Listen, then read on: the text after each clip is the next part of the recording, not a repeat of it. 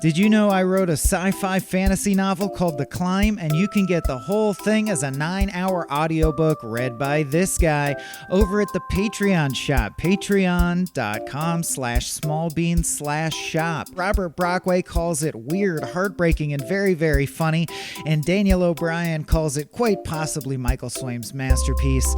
You can find a 3-hour free sample by digging through the feed for an episode called The Climb audiobook, Mike's sci-fi novel, and if you get hooked, again, go buy the whole thing at patreon.com/smallbeans/shop.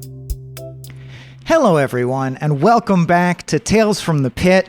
I'm your intrepid host and pitsman, Mr. Michael Matthew Swaim, and in case you're joining us midstream, we're doing a series which I think is going to end up being a quadrilogy about child rearing, because my partner Jen and I are heavily considering having children.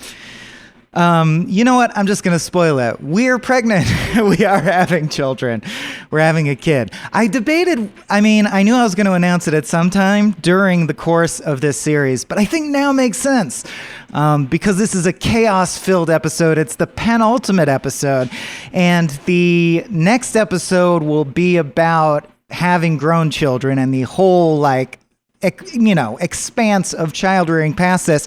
But this one feels appropriate because this one's called In It. And yes, I know. Congratulations. Thank you. Yep, the dick works. We're about 2 trimesters in as of this recording. More about that later. But right now, you should know that I started the series talking to Abe Epperson, fellow Big Bean, who doesn't have kids and doesn't care about that.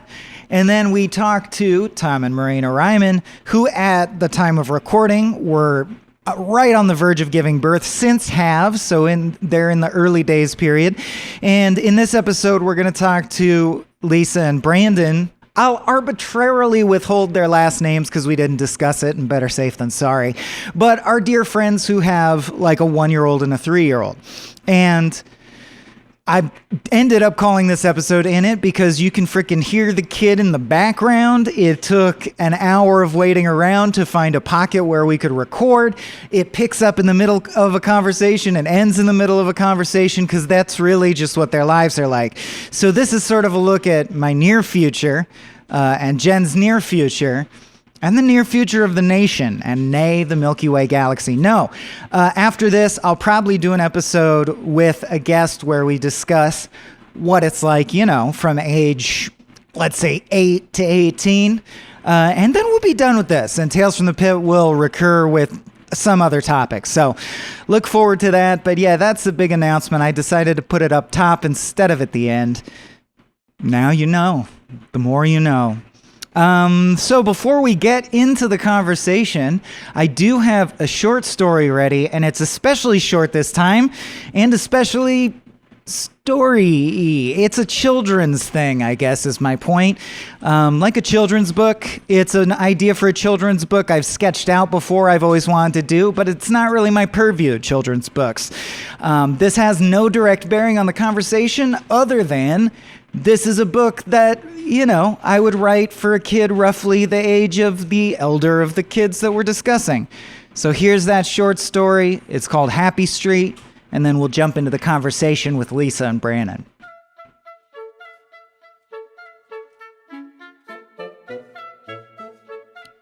Moving to a new place can be scary. That's why you've got to go exploring right away. At first, though, for now, even though our new house is on Happy Street, it doesn't feel like that. We used to get to ride bikes wherever we wanted until the sun went down. Now we need permission, and I have to hold Owen's hand when we cross the street at the corners. We didn't used to. The one thing we could do was play on the sidewalks in front of our house, the new house with new carpet that smells funny. But even that got out of hand. You'd think something called sidewalk chalk is okay to draw with on the sidewalk, but our neighbor Mr. Suni seemed really mad when our epic hopscotch obstacle course of doom turned out to be a 2-driveway job. He chased us away and sprayed it all down with a hose. Some of it even splashed on me, which I think is technically child abuse. By the way, the whole other side of our house is a ravine full of prickers where coyotes roam, and we aren't allowed to go. I'm pretty sure our dog could take a coyote, but she's a peaceful soul, so we don't push it. So it's not really our fault that we wound up back in the front yard trying to make daisy chains and lanyards of flowers. Sorry. How much more innocent of a kid thing could you do, honestly? Mr. Sunni didn't care. He just ran out and yelled at Owen for picking the flowers in front of his house. He yelled so bad Owen cried, so we went inside and told Mom. When she came out to talk to Mr. Sunni, me and Owen stayed on the porch. He knelt by the dirt part in front of his house, not even his yard, just the front sidewalk part, and tried to replant some of the flowers. He was crying too. Mom didn't yell, and Mr. Sunni didn't yell, and Mom just told us to please not play in front of our neighbor's house anymore. Sounds easy enough if you're a mom, but between the ravines and the crosswalks and the coyotes, we're feeling mighty penned in. Like I said, we're explorers, not indoor kids. When Mom spotted us going on a safari through Mr. Sunni's front yard the next day, which has much wilder grass and weeds than ours, so that just makes sense, she wasn't happy. That night, after O went to bed, she explained to me what she and Mr. Sunni had talked about. I don't always follow the rules because of how cool I am, but it's definitely easier when adults explain stuff. I mean, if my wife died, I don't think I'd want anyone picking flowers from her garden either. So I kept Owen away after that, but it turned out Mr. Sunni wasn't a very good gardener. His little patch of flowers struggled all spring, especially the ones he'd had to replant after we ripped them out. We watched him over the fence. At church one week, they had him stand up so everyone could remember his wife, and they said tomorrow was the 1-year anniversary of her passing. That's what gave me the idea. It was risky, to be sure. And Mr. Sunni did look mad when he came out of his house the next morning. He went right up and grabbed the hose in a tight fist and stormed out of his gate to the sidewalk. There was chalk everywhere again. He almost started spraying it all away without even reading it, but he didn't, so he did read it. It said all kinds of nice stuff, nice pictures from me and Owen. I can't remember all of it, but it took us hours. I mainly remember Mr. Sunni smiling and using the hose to water the little flower patch instead. It seemed safe to, so I walked over to him. Owen walked right behind in my shadow. I think the ones you replanted need to be deeper, I said. Mr. Sunni looked over at me, and I could see he was crying and smiling too. You two did this? He jerked his head toward the sidewalk. Uh-huh. Well, welcome to the neighborhood. Okay. And basically, that's how we started the Caroline Sunni Memorial Gardening Club. It's going good. Owen's the official chalk artist, and Mr. Sunni sprays us with the hose in the summers. So it's true. Moving to a new place can be scary, but fun too.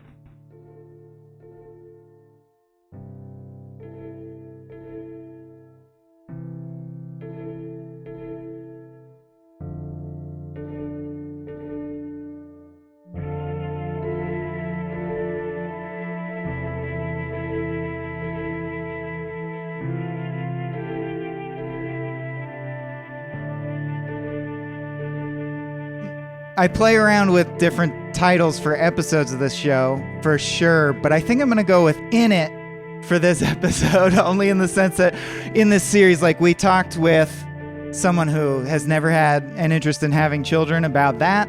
Talked with our friends Tom and Marina Ryman about their sort of pregnancy journey, but we have yet to talk to anyone who we're literally hearing like the baby sounds in the background about what that looks like for you, that level of adaptability that like requires. So for example, we were supposed to do this at 2. This doesn't matter to me. It's Sunday or whatever. But it's 3:03. Like, you have to do what the children need, right? So how do you adapt how's that looking for you guys? Well, I can say, sorry if you interrupt there, Elise, but I can say at least that lucky that Tristan's asleep right Well, now. when you said in it, This like should be a that lot is harder. like the perfect way to describe it. It's just like you are like fully in it, immersed in it, and everything kind of revolves around it. Yeah. So starting something exactly on time is just like never a thing that usually happens. You kind of have to just learn to roll with the punches a lot and try and set your bar early if you actually have to do something on time. Getting somewhere on time. Getting somewhere on time and meeting obligations. And for us, it's great because we were late kind of chronically anyway, and now we have a perfect excuse. Oh, great. Or, of course, the classic introvert's excuse to not go to stuff anymore is we got to stay home with the kids. Not something Lisa's looking for. She's classic definitely not an extrovert. introvert. Oh, so okay. you got to cater You're to me stir too. crazy, yeah. So Yeah, That's right. right. Yeah. So do you guys find that sort of brings you closer to their speed, or are you, meaning, does the constant need to be adaptable sort of take you back to a more present place where you're just going with the flow like a child might? Or are you constantly pushing against that or feeling that? I think there's a like place to adulthood meet in the having to come middle because like if everything were at the kids' pace, like we would pretty much like never get anything done. But it definitely does Right. like slow you down. Yeah. But we'd never have wars. It definitely does like slow you down and not necessarily in a bad way, Yeah, but that's true. you do have to just like take a step back and you're just like, okay, well, you know, like how important really is it for us to do this thing exactly how we plan to do it or when we plan to do it? Like, let's just do it how it's going to happen most naturally for us. And has that been sort of your ethos through like, 0 to now? It has what been the ethos like? Sorry, just sort of like following, because Lisa, you were talking earlier before we started recording about just sort of doing what your body wanted throughout the pregnancy. And I'm wondering how much planning you guys went into this in the macro sense, like how much you had to throw out the window or how much you were open to just like, the first time with Tris, like when the kid comes, we'll just adapt. We'll do whatever. Well, you don't really know what it's going to be like until it's there. So we did the best prep we could based on what we had heard from people and what we'd looked up online.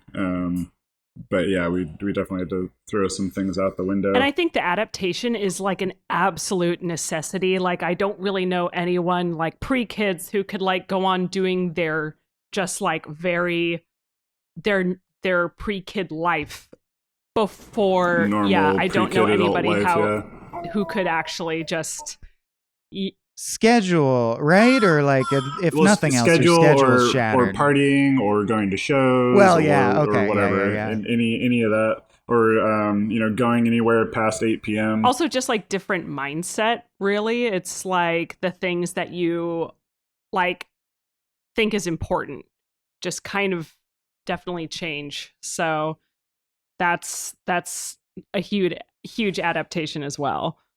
So it's like like your goals, the goalpost kind of shifts. It's like, what do you really want to get done in a day? What do you want the next couple months to look like? It's like, oh, we want to do a trip. Okay, it's like, well, where can we go that's good for the kids? How can we make it happen? There's just so much more to take into account, and I guess just adapt to. Yeah, so no matter what, you sort of become like a logistics expert. Yes. Throughout the process. Yeah.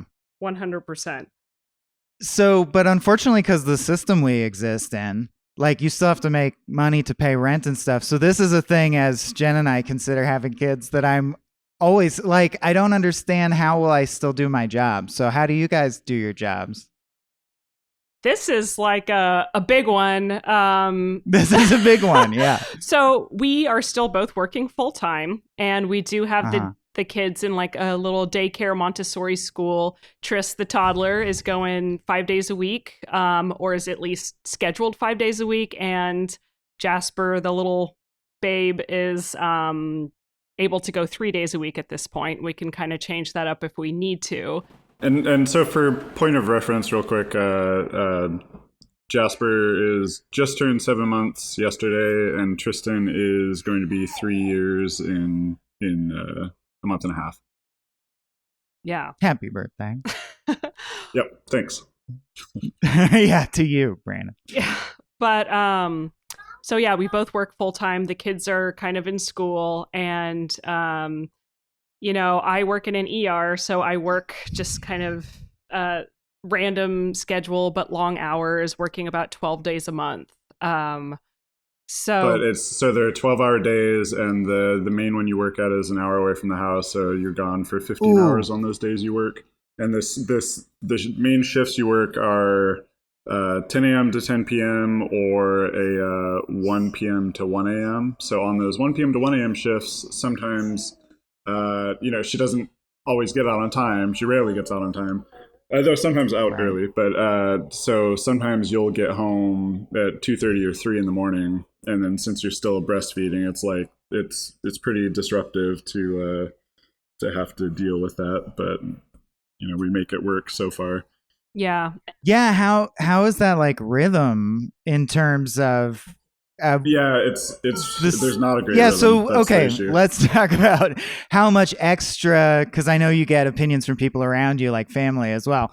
How much extra work did you think the second kid would add into the mix versus how much the reality is? So we were asking our both sets of parents about that before we had the second kid. Because we were always planning on having 2 kids. That was, and we're stopping at 2, or at least that's the goal. And we were never planning on just having 1. So 2 was always what we had in mind. So we had discussed that with our parents, and each of us grew up with one older sibling, and the age gap is comparable to what Tristan and Jasper have. Yeah. So which was the goal. I don't think my dad had an opinion. It was my mom.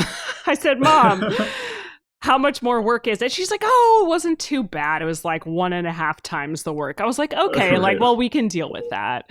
And then I think my mom said it was 4 times the work, so it was way more than that. I've heard much. Either way. Yeah, that's what I'm asking you for a definitive ruling. And I was thinking about this recently, and I'm not really sure. It's hard to quantify, but I think at the moment it is closer to just being twice as hard. I mean, okay. So it's not underrated or overrated. It's rated. So we're in a point right now where we didn't realize until we had the second kid how easy babies were. Yeah, babies are Once like way a baby easier. and a toddler. The toddler is crazy.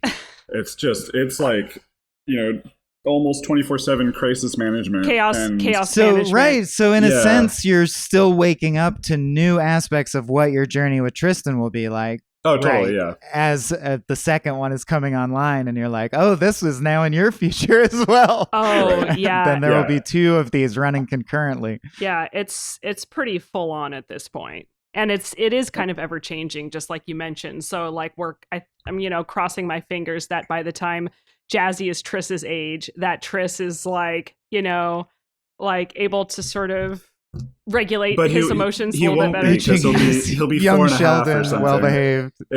So I have a close friend right now who just had his second kid, and he just had a boy that's 3 or 4 weeks old now, and he already had a 6-year-old daughter, and it's like, that sounds awesome actually, because the 6-year-old daughter is old enough to help take care of the baby, or to at least want to help. But for us, it's like because just like I remember cousins or siblings, like if I was even separated by 4 years, it's like that kid didn't exist to me. Right, you know what I mean? When I was little, totally. Yeah. Yep. Because you're just adapting so quickly at that age. Yeah. Real quick, what's your sibling situation? I just have one younger brother. Shout out David Swain. How much younger? 3 years. Okay, so like that's roughly similar, yeah. Yeah, and we feel close, but I wonder about the 6-year gap. Right. That aspect. That's all. Where it's like totally fine and cordial, but I don't know how much your childhoods will be interrelated. For Lisa and her sister's like 2 and 3. Wait, 2 and 3 months older, and then some change, or 2 months older. Yeah, 2 and a bit. And then my brother is almost 3 years older than me, so like 2 years and 8 months older, something like that. 7 months, 6 months. So when I was a kid, I always wanted to play with him and his friends and be involved, and he hated it. And that was always a point of contention. And we didn't really get along as kids. We get along better as adults, but hopefully Tristan and Jasper will play and be friends as kids. But I guess, we'll see. Well, that's that adaptability, right? It's not just the schedule. Yeah, my sister and I were like quite close as kids. Of course, we'd like scrap, which is like all part of like the sibling experience as well, which I think is kind of important. But yeah, it was always really nice to have somebody like around the house to hang out with. So, and that was part of the reason that we wanted to have 2 kids, so that they could kind of learn to share, like learn to kind of solve problems together, entertain each other, all that kind of stuff. I like that you finally did admit that entertain each other would be nice. Like, for sure. And it's actually, we're already seeing little glints of it, because Jazzy is just absolutely enamored with Tristan. Like anytime wonderful. Tristan pops up on the scene, pops his head up, like nobody can crack him up like Tristan can. It's just really and Tristan endearing. really likes Jasper too, and he's been while you've been on this trip, actually this has happened a few times where Tristan has been like asking for like Jasper to be up in his room, or like said I want Jasper here. Oh, when he wasn't. That's sweet. That's a thing that I do feel like I need to educate myself on, is the children milestones, because I'm like, when do they start acting like a person, and when do they, I don't know, when different things happen. That's one thing that shocked me about having kids. I think it happens so slowly and gradually. In retrospect, it's all super fast, right? But when you're in it, it's like, oh, they can't actually move, they can't do anything for several months, really. But one of the things, sorry, go ahead. It's like a slow motion Tamagotchi. Well, I was just gonna say, like, so Jasper's just 7 months, and he is over the past month he's gotten really good at rolling around in every direction, and now he's doing a lot of planking, and he like can be on his hands and knees, and he's working towards being able to crawl. But still, that's nice. 7 months in, so that's like it's a while of pretty much complete immobility first, and then also like with like talking and stuff with Tristan. It's I don't remember exactly when his first kind of words were, but it's very slow at the beginning, where there's like a couple almost words, and then he has like a word, and then like a few words, and then not much else, and then all of a sudden it just kind of explodes. But it's like there's definitely a period there where it's like, oh, is he going to figure out how to talk or not? Yeah. Or in this moment almost. Yeah. And I feel like from 18 months onward, it's just like an avalanche of just like he's picking up stuff and absorbing like a little sponge. That's what's actually crazy, is you're like, one day it will switch on and you'll talk now. Or, I mean, I guess it's more of a spectrum. Like, it gradually builds, but it is interesting.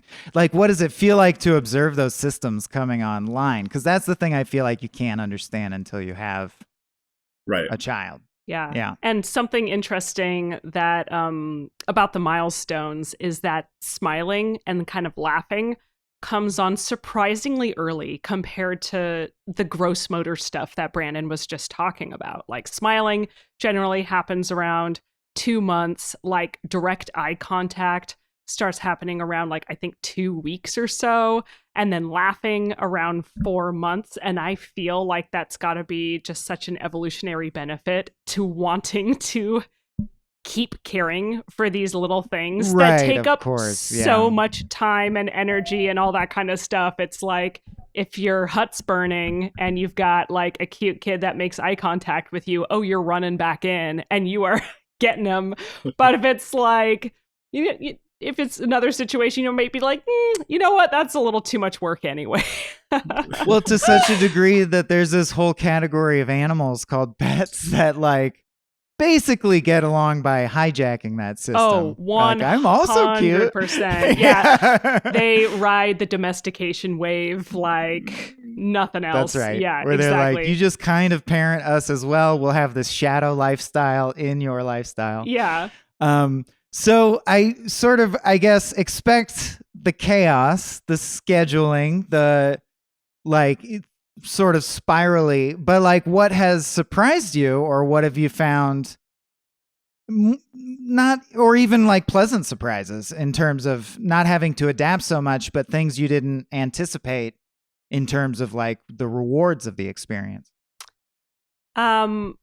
Or were you like, we knew what it would be like? Well, no, I think one thing that I maybe anticipated, but something that I have just like so enjoyed and loved and like fills my heart with just so much happiness and sparkles is being able to like see things through your kids' eyes is just really quite magical. Like things that make them happy just like fill you with absolute joy. So you can sort of re-experience the world through them, and the little things that they notice that, you know, you might just overlook, the little observations they make is really kind of profound, and it's sort of, you know, makes you want to be a kid again as well.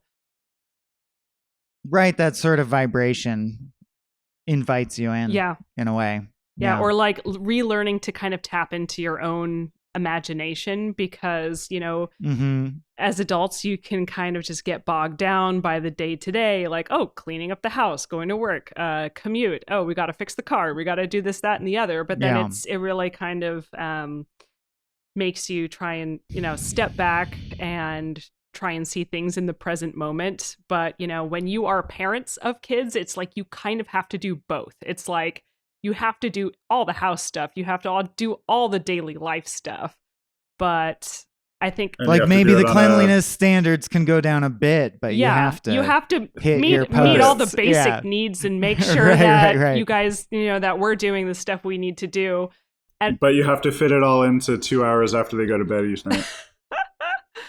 And you really do want to try and be present, like mentally present.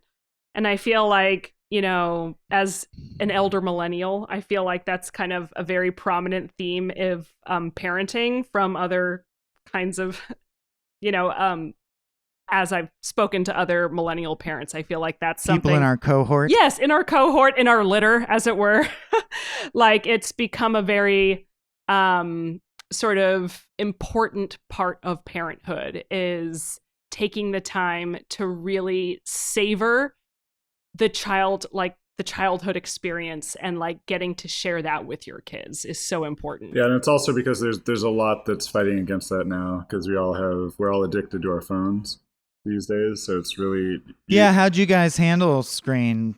Because like I understand the danger of screen time, but I need my screen. Yeah. So to do my job and stuff. We try to not. For ourselves, we try to not sit there on our phones. I mean, we could all do that, right? Right, and it'd be nice for us to, you know, not do that anyway, and also not to do it while, you know, after they're in bed, because we both spend too much time on Instagram when we could be doing something more productive or even more actively relaxing. But for the kids, so. They're still too young. They don't have tablets. They don't have iPhones or anything. And I think the guidelines are like in the first year or the first 18 months, they're pretty much not supposed to see any TV at all. Yeah, no screens first 18 months. Yeah. And we more or less kept with that for Tristan.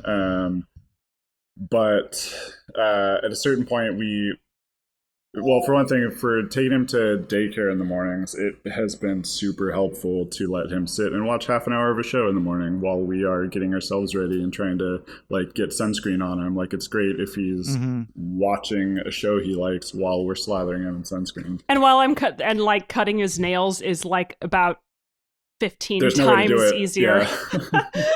If he's just kind of preoccupied with something, I can do it otherwise.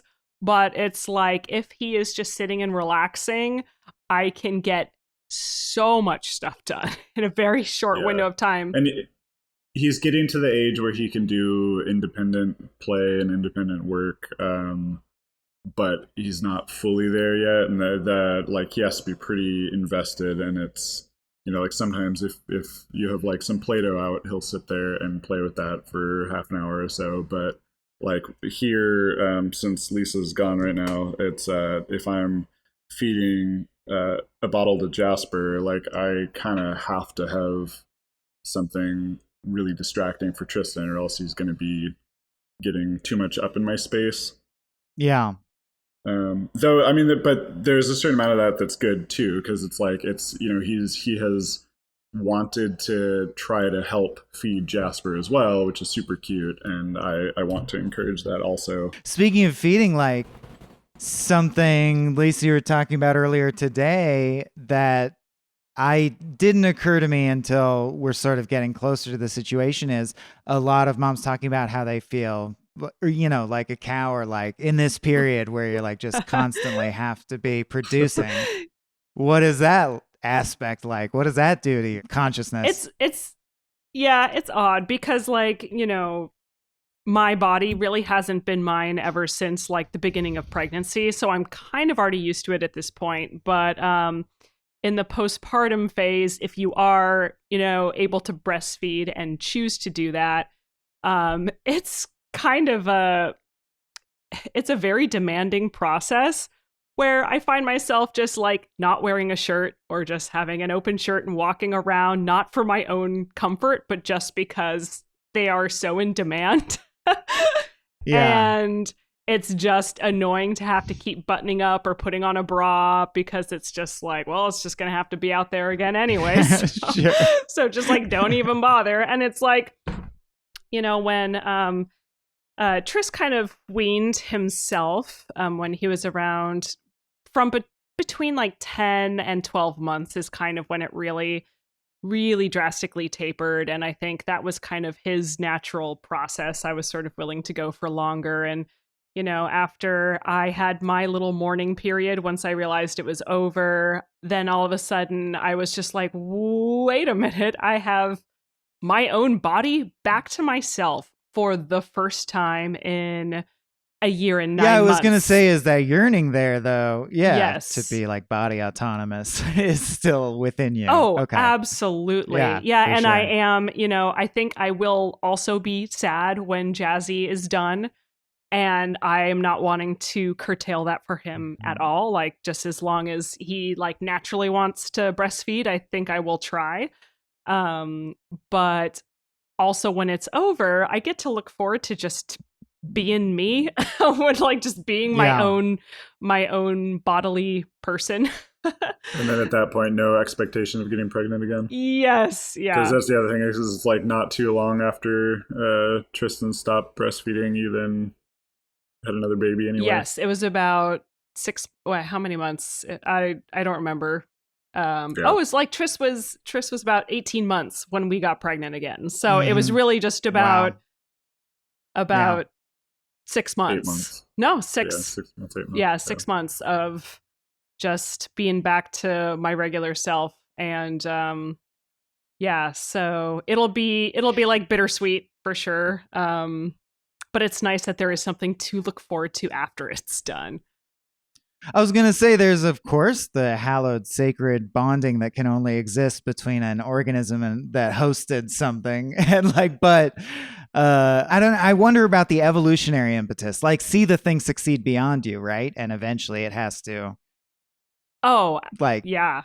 Yeah, absolutely. I think which also gives you your space and time back. But I mean, that's part of the next generation casting off or doing what they need to do. Yes. Gives you your space and time back. Yeah. And, you know, what was nice about Tristan is like he weaned early, but, you know, it's because he was doing really well with solid foods. And he, you know, we did baby led weaning, which is kind of a whole other topic to talk about, really. But, you know, he was there's a lot of different topics. Yeah, he was feeding himself. He was feeding himself a lot. He had a variety of foods under his belt, and he just had less interest. And it was hard for me, but at the same time, I was just like, go you're eating like kale now. Like you can take down a whole baked strawberry. Like good on you, kid, you know?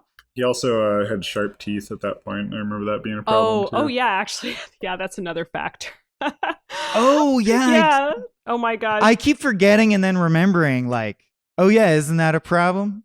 I mean, yes, yes, it is. I don't know how much it's a problem for other people, but like Tristan, I feel like has a very, like he's always had a very cheeky glint in his eye. And even from like a young whippersnapper, and like when his teeth started coming in, he would just like stop breastfeeding. He would just like stop. And then I would look at him and then he would just slowly kind of bite down, and then I would to get a huge reaction out of me, and I would be like, ah, like stop. So I mean, I guess that's like that, and he loved that. Oh, that was an amazing display for him, right? He's still just as cheeky as ever, but it's with, you know, all the other avenues he has to exploit his cheekiness. And that brings up sort of like an interesting aspect, because there's so much of the kids really like to get reactions out of you. So when they're misbehaving, you have to tread a fine line between you need to react so that they know the thing is wrong, but you can't react so much that they're getting something from the reaction. That you're escalating the energy. Right. So actually, Mike and I were talking about an incident that he oversaw on a recent flight of both mother and young child, like sort of both uncontrolled in terms of their behavior. And it's, you know, when especially toddlers kind of get ramped up, it's like the best thing you can do, and also happens to kind of be the hardest thing you can do, is to try and calm yourself as much as humanly possible to like be able to co-regulate your child. Yeah, that's an interesting, the co-regulate, almost like you need to become a cool block of stability so that they can like spin down. Exactly. And just sort of on that note, but digging a little bit deeper, like so far I've realized like my kind of parenting experience journey, like you think it's so external sometimes, just the things you have to do, you know, the little person who is external to you that you have to take care of. But a lot of parenting work for me has been internal. It really makes you reassess your own behaviors, your own proclivities, things that you really want to work on in yourself. And that is kind of, I feel like maybe even one of the harder parts about parenting. I don't know if you have any thoughts on that, Bran. I was thinking about this the other day. It almost becomes, if you have a toddler, so say that you are already half an hour or an hour late to work, and you're trying to get the kids ready for daycare, and then so that you can then go to work, and you have one of those kids is just standing in the middle of the kitchen and bawling his eyes out because you opened his banana the wrong way or something like that. And even if you're the kind of parent who's like, I get that from your point of view. Okay, buddy. Well, right, yeah. But it's like, there's like a certain level of stress that is just kind of unavoidable there. But it's almost... You lose your ability to You can kind of take it and just like let the bullshit wash over you and get into like a Zen state. Not that I'm saying I often get into that state, as Lisa will attest. But that's the goal maybe. And I know there have been a few times where it's just like, there's just so much going on here, but you just have to try to center yourself and get through it. And there's like another or like something I just tell myself is like, reality can only unfold 1 second at a time. That's all you can do, right? Yeah, you just sort of have to be like a witness of the chaos, but sort of like disassociate from the chaos. Good advice for parents. And then in another moment, you may actually just like laugh at the pure chaos, because I have at times just been like, oh my God. And like, I mean, not when one of my kids is like really sad, but if there's just so much chaos, like I just have to giggle like, wow. Like, We have so like zoom out on this. Yes, Yeah. exactly. So the first time the first time after Jasper was born that I was the solo dad for more than 24 hours. Yeah. When Lisa went to a wedding, I decided to take them out to the Children's Museum that they have here in Phoenix, which is like a great activity center. It's like 3 stories. It's built into like an old school from like the 19-teens. And there's a ton of stuff to do for all ages between like 6 months and 10 years. But that was before Jasper was bottle trained. I think he was like 4 months old at that point. I don't remember. Do you remember, Elise? He would have been just over 2 months at that point. Oh, really? Yeah. Was it that early? Anyway, so he was not bottle trained. So that was the first kind of struggle there, is that he wasn't. So I brought Tristan and Jasper to this children's museum. I had some milk and some hot water in a thermos to warm it up. And Jasper would not drink it at all. So he was slowly, as we were there, he was slowly getting more and more upset. And I had him mostly in this carrier, so he's kind of strapped to the front of my body. And then I don't remember if I didn't bring the stroller at all, or I think I brought the stroller, but I only brought Jasper's seat on it. We have a double stroller and the seats are removable. Mm-hmm. And I think I was thinking like, oh, Tristan walks, he doesn't want to be in the stroller anyway, so I'm just not going to bring his part of it just to make it a little easier. But that was a silly idea, because when it was time to leave, Tristan very much did not want to leave. He didn't want to get out of there. He was having so much fun. And when I finally just decided that it was time to go, I have to pick him up and get out of here, there's this moment where I was... That's so like, weird too, when you're like, I'm going to be a dad now. Oh yeah, totally. Yeah. And you have to. There are like, definitely points where... Well, and realizing that when your parents did that, they were kind of just faking it, or like, this is their first time doing that. Well, parenting was different then, and that's we can get to that in a minute. But but there was a moment where I was pushing the stroller. I had Jasper strapped in the carrier, and I had to carry Tristan as well. So I had the baby strapped, and then trying to hold Tristan in one arm, and Tristan is having a total meltdown and is hitting both me and Jasper while we're on the way out. Right. And you have to worry about Jasper. Yeah. And it's like, I felt like I was in one of those like European condom commercials. just like, this is what's going to happen to you if you have kids.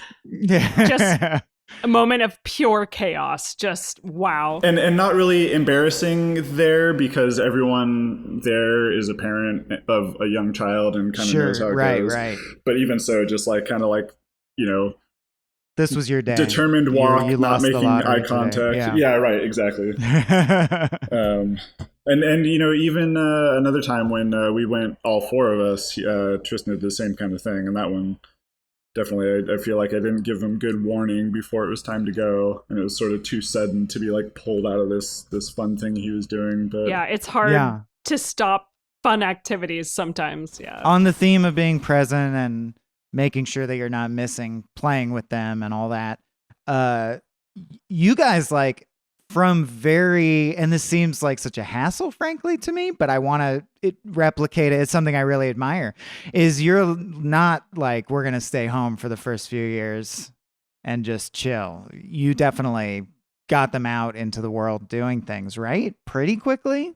I would say so. I mean, especially with Jazzy, because he was the second one, we kind of knew the drill. And as the newborn, he was just so much easier than Tristan. So I was like, yeah, let's go out and do stuff. But, Tristan was still COVID times too. So it was a little different. But we took him on his first road trip. It was like, he was born in mid-September, and I think the first big trip we took was Thanksgiving. Yeah. And, we definitely went hiking with him in Sedona when he was just like 2 months old, because I remember talking to people on the trail and being like, oh yeah, it's like 2 months.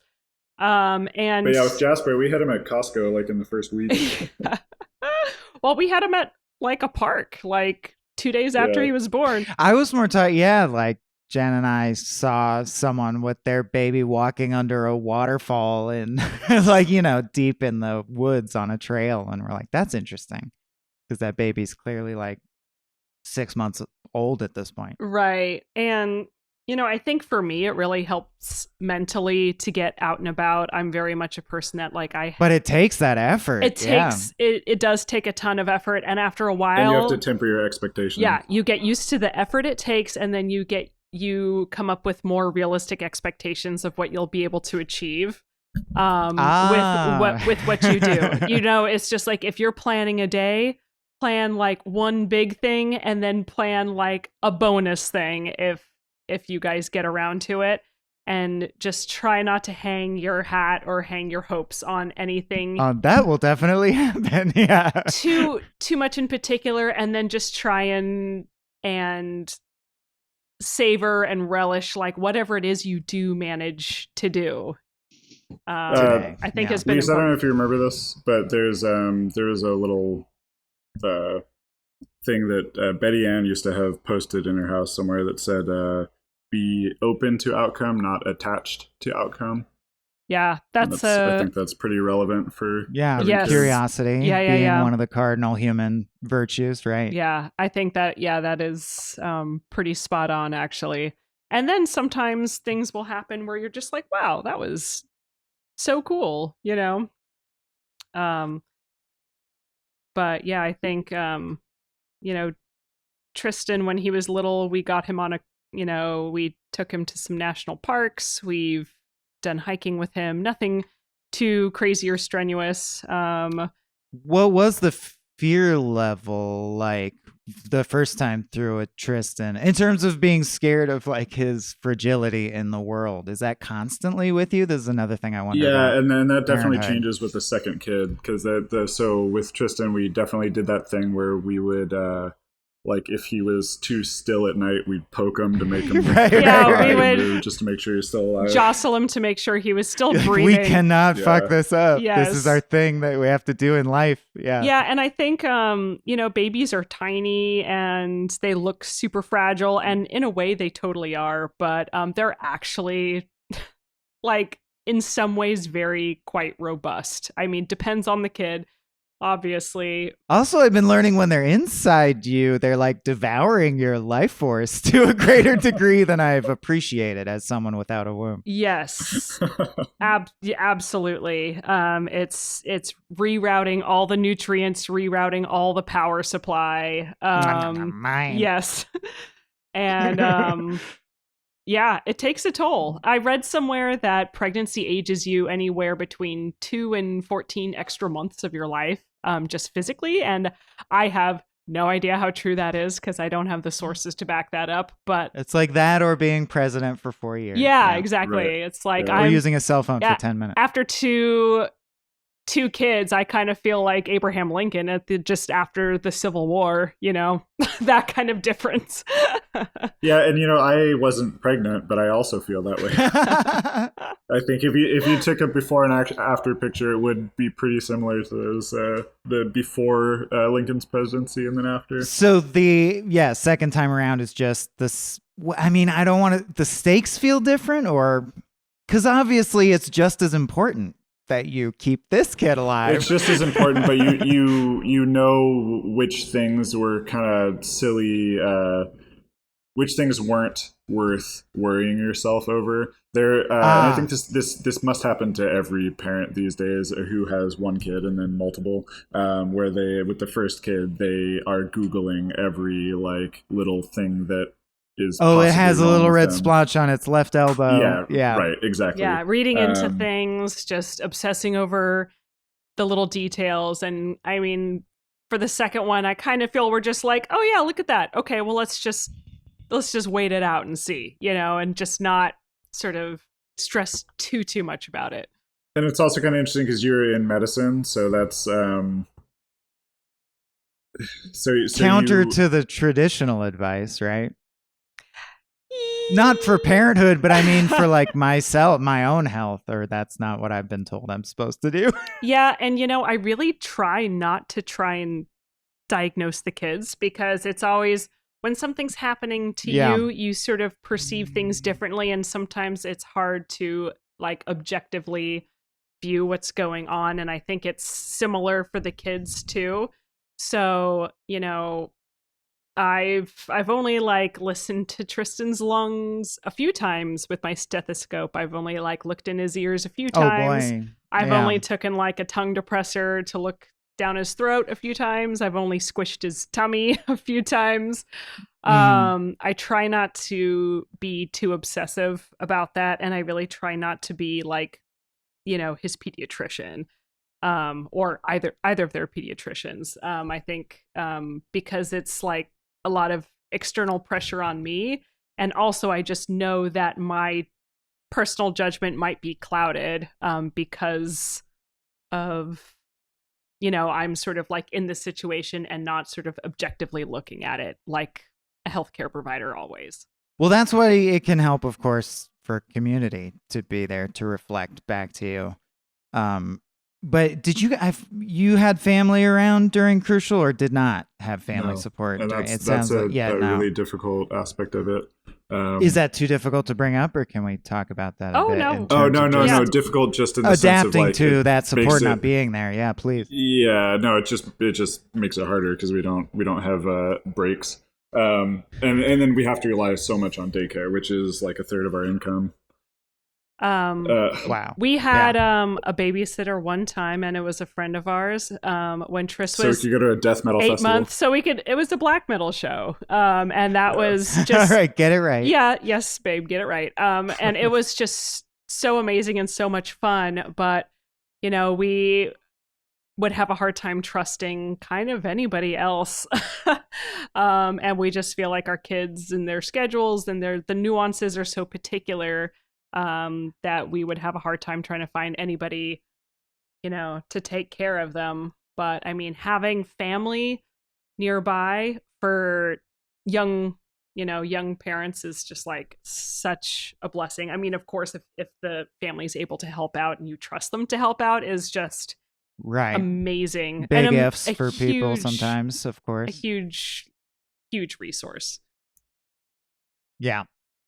And we do have some friends here who have kids, and they have both sets of parents in town, and so they can work. They can both work, I think, full time, and they split between the two sets of parents for watching the kid. So they don't need to pay for daycare.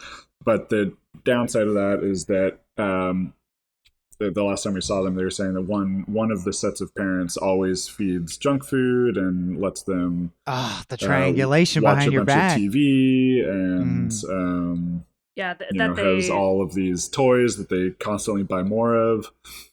Yeah, that they don't really agree with, like that whatever kind of style of grandparenting they are implementing, but they're so grateful that they are looking after him and just the hours, right? Yeah. But then they also don't get the socialization that they would in daycare. So I don't mind. We both appreciate that our kids are in daycare because they get to and life is so multifactorial. I don't know that there's like they should be in daycare this amount versus socialize this amount versus at home chilling with their parents. Yeah, there's no easy kind of right or wrong for any of this. No, I really don't think there is. I think that so we've had so aside from daycare, which is that's sort of pretty much like also, a babysitter. Is it taking like 2 years to get into daycare? That's another horror story I've been hearing about Parenthood. Was that a thing for you guys? We signed up, I think, halfway through the pregnancy for Tristan. Yeah, it's like you get on the wait list like super early. Otherwise, they're just not going to be a spot in time. Yeah. So yeah, you just like assume that the bun in the oven is gonna just come out need care as you hope, and you just get them on the wait list soon. And I think the deposit for daycare is actually required when you sign up, isn't it, Shugs? So like when I was about 6 months pregnant, we put down the deposits for each kid as well. Yeah, something like that. We at least put like some kind of holding fee. Yeah, I think it was like $1,500. Yeah, for each kid. And that's just like to kind of get your foot in the door, you know? Yeah. What a semi-scam. Yeah. Right. And it's just gotten more expensive across the board, like everything else has. Yes. And Sure, we, right. So as late stage capitalism has its when you effect have upon like kids, everything. and when you start looking around at daycares, pay attention to what kind of cars the parents there are driving. I wish we had. We didn't realize like all the other parents there, like it's like two doctors or like a doctor and a lawyer or etc. And it is the best daycare in the area, but it's also the most expensive daycare in the area. And you now, said it's a third of your income now at this point. Yeah, right? it's like a third to a quarter of our take home with pay. one kid, it was like really quite doable, and then the second one, we're just like, ooh, like. Also, we weren't paying as much to the student loans then because everything was paused. Yeah, we were still paying towards them, but it wasn't a requirement, and it was more just like, oh, let's put an extra $1,000 towards it this month or whatever. Yeah, like actually, it becomes working is a luxury in a way, because if both parents are working, sometimes having both kids in a daycare is just absolutely too expensive. So then you would have to have one parent home to look after the kids. So if you are able to afford daycare for two kids, it is sort of a luxury, but it doesn't it almost doesn't make sense. But it's we have gone back and forth occasionally, like, oh, should somebody stay home, or like, what should we do? Is there some kind of workaround for this? And eventually we both kind of just decided that we did not want to really stop either of our careers, because it could be quite detrimental in the long run for both of us. I'm working in ER. I could always work in another field. I don't really know which one I would go into if I did, but if I were out of the ER for any significant amount of time, I could pretty much guarantee that I would not get back into it, because it is kind of a really fast-paced and ever-changing environment, and I think I would feel maybe almost like a little too scared to get back into it if I took 3 years off or something. And then Brandon, you can probably talk more on this, but I think you stopping your career would. Right, it's engineering, and it's difficult to pause and then try to go back to it. It's doable. You're like, it's a luxury when I can allow the system to exploit me for my it's human sad resources. Because I don't make all that much more than what we're paying in daycare per month, and if anyone were to stay home, it would be me, because Lisa's making more money. But what you get is the crazy carnival of life goes on, and you have your kids there, and you're like, but you stay in the game, right? That's I think I would go crazy if I was at home watching the kids 24/7, and I'd get bits of that here and there, and like, even so Lisa's been gone now for three-ish days, but she also worked 2 late shifts the 2 days before that, so it's I'm on day 5 or 6 of being fully in charge of putting them to bed every night, and it is that is certainly something that is a lot harder with 2 than with 1. If you are just one parent, it is very time consuming to get both kids to sleep at night. And of course Tristan is now, because of the age where he will try to trick you. He'll try to stall. Okay, I was going to ask, is that cheekiness, or is that their circadian rhythms don't match? No, I think it's all it's cheekiness. It's this circadian rhythm, and it's also just like he doesn't want to be alone.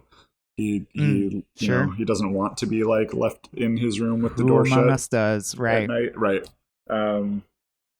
And last night he was saying I don't want to go to sleep, and it's like, yeah, well, sure. I mean, neither do I ever. Fair. Yeah, and Tris is so much a night owl, just like Brandon is, and he'll. I don't want to become weirdly unconscious and lay there for 8 hours. Right. It is odd. So he's been having nightmares the last few nights too, which he went through a phase of this not too long after Jasper was first born, and then it was fine for a while, and then. Last night, and then the night before last, he had nightmares in the middle of the night, and I had to go out there and help him. And one interesting thing, just as like a milestone or development, or I don't know, this isn't, part of the normal kid milestones, but last night was the first time he was able to tell me in detail about his dream, and it involved like friends from school. So he like could name people in his dream by name, and could give a little more detail on like a little story what was going on. So, not so much a story. So this is great. Sure. So this is like 3 a.m, and he suddenly starts screaming vague like story Daddy points, on the monitor. maybe. So I go up there, and obviously he had a bad dream. And I was asking him what he was dreaming about, and he just said like, they were all screaming. I was like, what? Oh, God. Like, all right, David Lynch. Low-key terrifying. Ezra and Malachi were screaming. And then I asked, I had this weird thought. I had this weird fear, like, this is something I think Lisa caused in me. And she hasn't mentioned for a while, but she had like a sort of mini phobia that we'd like raise, like that our kids would become sociopaths. Oh, yeah. There's this like documentary that we I've saw. never even thought to worry about that. Oh, Great, yeah, thank you. Here you go. That's never occurred to me. Like, what if they grow up? Yeah, I never thought about what if my kid is like Hitler or Jeffrey Dahmer. Yeah. Where it's like a camp for like 10 or 11-year-olds or whatever that are sociopaths. And they're crazy, and they're certain scenes, like, they seem normal, but then they'll like stab you with a pencil or something. Certain scenes from the movie The Good Son with like Elijah Wood, Macaulay Culkin from I guess like early 90s, like has this interview's wrapping up in 3 minutes. Forever stuck with me. Yeah, now we're on this. But anyway, so like I had this moment when he was talking about his dream. So I asked, so he said like the other kids in his class were just screaming. And I was like, okay, well, like where was Tristan? Was Tristan in the stream? And I was like afraid that he was going to tell me that like he was doing something to them that caused them to be screaming. Oh, sure, like, but because he also like he like hits kids in class. So like we heard from the teacher, I see. He's been, like, you don't want to raise a jerk even, or you wonder how are they much developing. less a sociopath. Right. But anyway, and then he was like, he sort of laughed about it, and then he said that he was like a worm. And then, so, like, it's fine. I was like a worm. This morning. Yeah, I talked to him more about it this morning, and so it was like Ezra, Malachi, and one other kid from his class were all there, and he was a worm.